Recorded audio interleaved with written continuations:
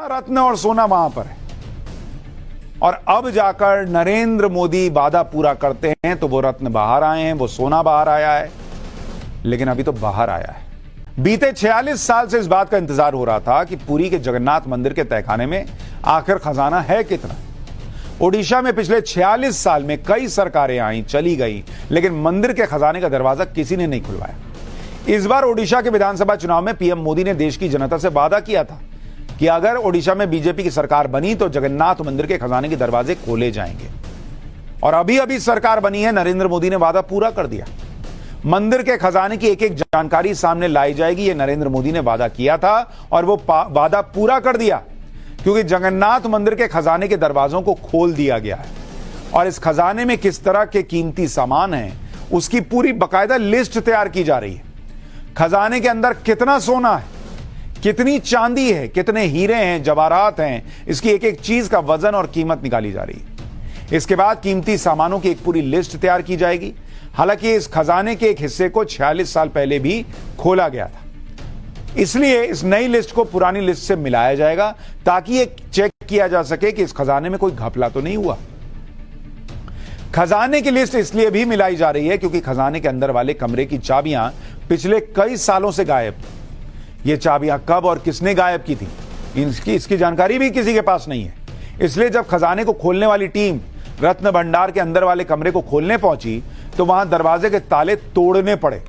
इसके बारे में आगे विस्तार से बताऊंगा, लेकिन उससे पहले खजाने के ताले किस तरह खोले गए इसकी पूरी प्रोसेस बताता हूं। दरअसल कल 14 जुलाई को रविवार को 11 लोगों की एक टीम जगन्नाथ मंदिर के अंदर खजाने के पास पहुंची। यह खजाना शुभ मुहूर्त निकालकर दोपहर 1:28 पर खोला गया। रत्न भंडार में 2 कमरे हैं, इसमें पहले बाहरी कमरे को खोला गया, उसके बाद अंदर के कमरे के ताले तोड़कर खजाने को बाहर निकाला गया। रत्न भंडार से मिले खजाने को लकड़ी के 6 बड़े बड़े बॉक्सेस में शिफ्ट करके सील कर दिया गया, 6 बड़े बड़े बॉक्सेस में। इसके बाद टीम ने रत्न भंडार के दोनों कमरों में नए ताले लगा दिए।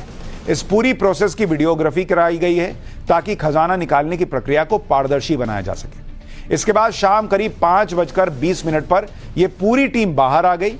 इस पूरी प्रोसेस में करीब 5 घंटे का समय लगा। सोचिए, इतना खजाना कि 5 घंटे में उसे 6 बड़े बक्सों में भरा गया।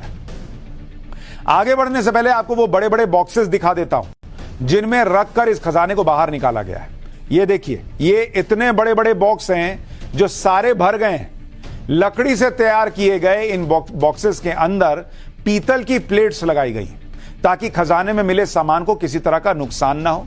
ये बक्से इतने मजबूत और भारी बनाए गए हैं कि इन उठाने के लिए 10 से 15 लोग लगाने पड़ते हैं, खाली बॉक्स उठाने के लिए। खजाने और कीमती चीजों से भरे इन बॉक्सेस को मंदिर परिसर में बने एक दूसरे कमरे में ही रखा गया है। इस कमरे में सीसीटीवी कैमरे समेत सुरक्षा के पूरे इंतजाम किए गए। आने वाले दिनों में खजाने में मिले कीमती सामानों की एक्सपर्ट्स की मदद से डिजिटल लिस्टिंग की जाएगी, जिसमें उसका वजन, कीमत के अलावा निर्माण से जुड़ी जानकारी की पूरी लिस्ट बनाई जाएगी। इस रत्न भंडार को आखिरी बार 46 साल पहले 1978 में खोला गया था, लेकिन तब खजाने की पूरी लिस्ट तैयार नहीं हुई थी। ऐसा क्यों किया गया, यह राज पिछले 46 साल से दबा हुआ है। इसलिए पीएम मोदी ने वादा किया था कि ओडिशा में बीजेपी की सरकार बनते ही खजाने की डिटेल सामने लाई जाएगी। 46 साल पहले जब इस खजाने को आखिरी बार खोला गया तब इस खजाने में क्या क्या मिला था वो भी याद कराता हूं। 1978 में तैयार की गई एक लिस्ट के तहत जगन्नाथ मंदिर के खजाने में करीब 1,49,610 ग्राम यानी 100 किलोग्राम से ज्यादा के सोने के गहने मौजूद थे।